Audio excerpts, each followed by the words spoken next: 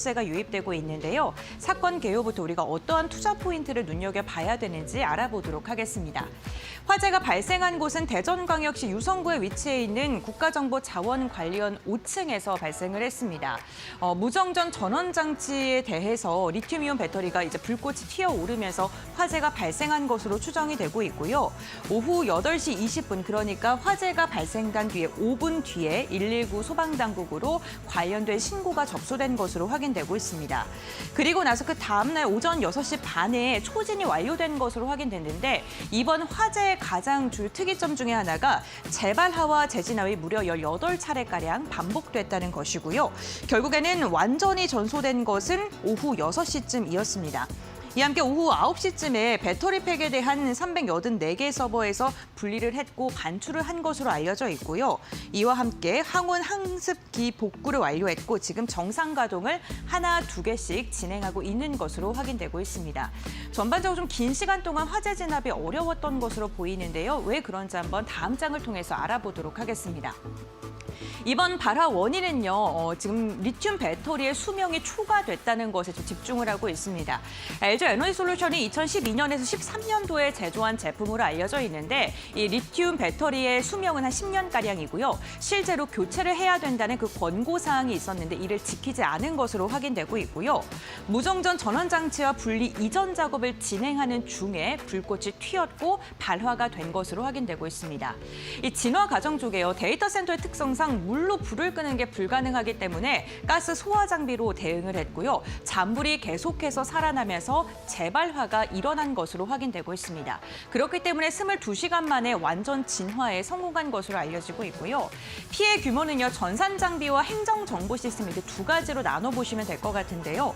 5층 전산실 서버 장비 740대가 전소가 됐습니다. 특히나 리튬 배터리팩 384개를 전량 폐기한 것으로 확인되고 있고요.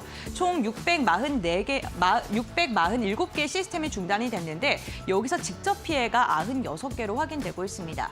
중단된 주요 서비스를 보게 된다면 국민신문고라던가 정부24, 무인 민원 발급기, 그리고 공무원 내부망 등 우리 생활에 밀접하게 관련되어 있는 그 시스템을 중심으로 마비가 되었기 때문에 불편함을 토로하는 분들도 굉장히 많았던 것으로 확인되고 있습니다. 다음 장을 통해서 이어서 이야기 나눠보겠습니다. 이번 화재에 대해서요, 이른바 정부판 카카오 먹통이다라고 이름이 붙여지고 있습니다.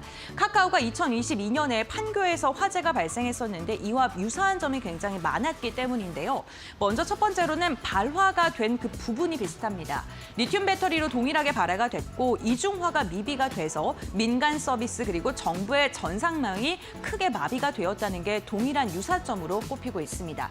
두 번째로는요, 서비스 마비의 파급력이 굉장히 크다는 건데요. 카카오 같은 경우에는 메신저라던가 택시 결제 시스템에 대해서 우리나라에서 굉장히 많은 부분을 차지하고 있기 때문에 민간 생활이나 서비스가 굉장히 불편함을 호소를 했었죠. 이번에 국정지원 같은 경우에도 정부 이사와 같은 민원 시스템이 마비가 되면서 행정 서비스가 굉장히 곤란하게 이뤄졌던 것으로 확인되고 있습니다. 세 번째로는 구조적 문제에 대해 유사성이 있었습니다. 이중화라던가 삼중화 체계가 미비했기 때문에 이번에 시스템 화재가 발생했을 때 시스템 마비가 크게 나타난 거고요.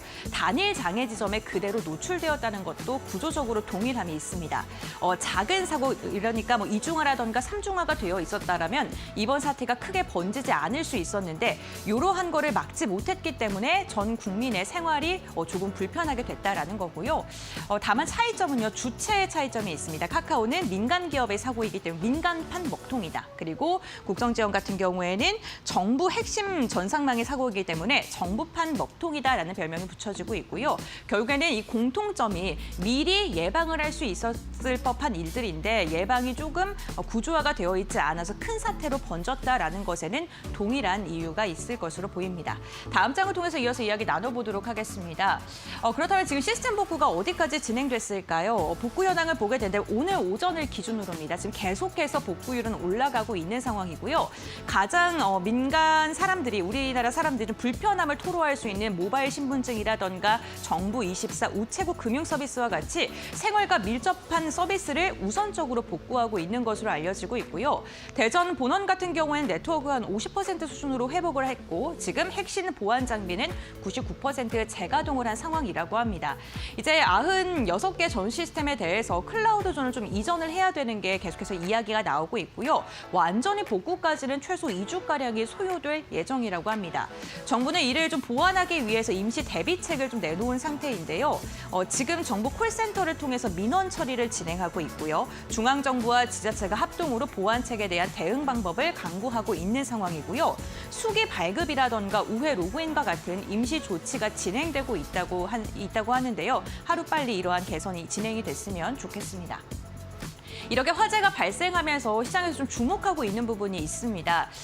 바로 민간 클라우드로 이전을 해야 되냐 말아야 되냐라는 건데 찬성 측과 반대 측이 팽팽하게 지금 맞서고 있습니다. 민간 클라우드로 이전을 해야 된다라고 이야기하는 사람들은요. 안정적으로 운영을 하기 위해서 민간 클라우드 사용해야 된다라고 이야기를 하고 있고요. 지금 글로벌 빅테크 수준의 삼중화라던가 분산 처리 체계가 굉장히 시급한 상황이다라고 이야기를 하고 있습니다. 지금 정부가 단독으로 이러한 클라우드를 구축하기에는 기술적 어려움이 있기 때문에 민간과 함께 협업을 해야 된다라는 입장이고요. 국민의 서비스가 멈추는 것보다 민간의 기술력을 빌리는 게 낫다. 국민의 편의성을 강조하는 게 찬성 측의 입장이고요. 반대 측 같은 경우에는 국가 핵심 데이터를 민간 기업에게 넘기는 게 말이 되느냐. 특정 기업에게 의존하게 된다면 데이터 종속에 대한 우려는 커질 수밖에 없다라는 이유를 들면서 지금 반대를 하고 있습니다. 결국에는 정부 데이터가 굉장히 중요한 게 많기 때문에 정부가 직접적으로 관리를 해야 된다라는 게 반대 측의 입장입니다. 이 찬성과 반대 측 입장 모두 다 함께 이야기를 하고 있는 것은 민간으로 이전을 할 것인지 말 것인지를 넘어서 결국에는 정부의 데이터 센터 운영 방식에 문제점이 있기 때문에 이를 전면적으로 재검토할 필요성은 동일하게 지금 주장을 하고 있는 부분입니다. 과연 어떻게 재검토를 하게 될지는 조금 더 지켜봐야 될 것 같습니다. 오늘 이렇게 화재가 발생을 하면서 관련된 기업들로의 지금 기대감과 매수세도 점점 더 커지고 있는데요.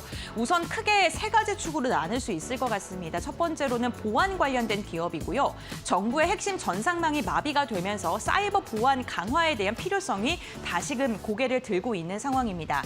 문서 보안이라던가 네트워크 보안 그리고 인증 서비스 이러한 기업들로 지금 매수세가 쏠리고 있고요. 대표적인 종목들 제가 이렇게 나열을 해봤습니다. 데이터 센터와 관련해서는 이중화 재해복구 체계에 대한 필요성이 다시금 주목을 받고 있습니다. 공공기관도 민간 클라우드의 활용이 불가피하다라는 찬성 측의 의견도 지속적으로 나오면서 그로 인해서 데이터 센터 관련된 기업들이 좀 주목을 받고 있는 거고요. 대표적으로 데이터 솔루션이라던가 모아 데이터, IT센 글로벌 같은 기업들이 오늘 시장에서 주목을 받고 있습니다. IT 솔루션과 관련된 기업들 일부 종목을 중심으로는 상한가를 터치하기도 했었는데요. 정부가 긴급 복구 지원을 발표하면서 실질적으로 수혜가 기대된다라는 게 그 이유였습니다. 인프라 개편 과정에서 프로젝트 수주에 대한 기대감은 커질 수밖에 없고 지금 이러한 사건이 발생된 뒤에 가장 먼저 강력한 슈팅이 나오기도 했었습니다. 다만 이렇게 보안이라던가 데이터, IT 솔루션 관련 기업들은 강세를 보이고 있습니다만 일각에서는 우려 섞인 목소리가 나오는 게요. 결국에는 이번 화재가 2차 전지 배터리에서 화재가 또다시 발생한 거기 때문에 2차 전지 관련 기업들의 포비아가 또 확산되진 않을까. 이게 또 2차 전지 주가에 발목을 잡는 게 아닐까라는 우려도 나오고 있다는 점 체크해 보시면 좋을 것 같습니다. AI 시장이 점점 더 커지면 커질수록 보안과 데이터에 대한 중요성은 확산되고 있고요. 이번 사건을 계기로 또 다시 이러한 부분이 주목을 받고 있는데 중장기적으로 보안 데이터, IT 솔루션 관련된 기업들 꼼꼼하게 좀 체크해 보시면 좋을 것 같습니다.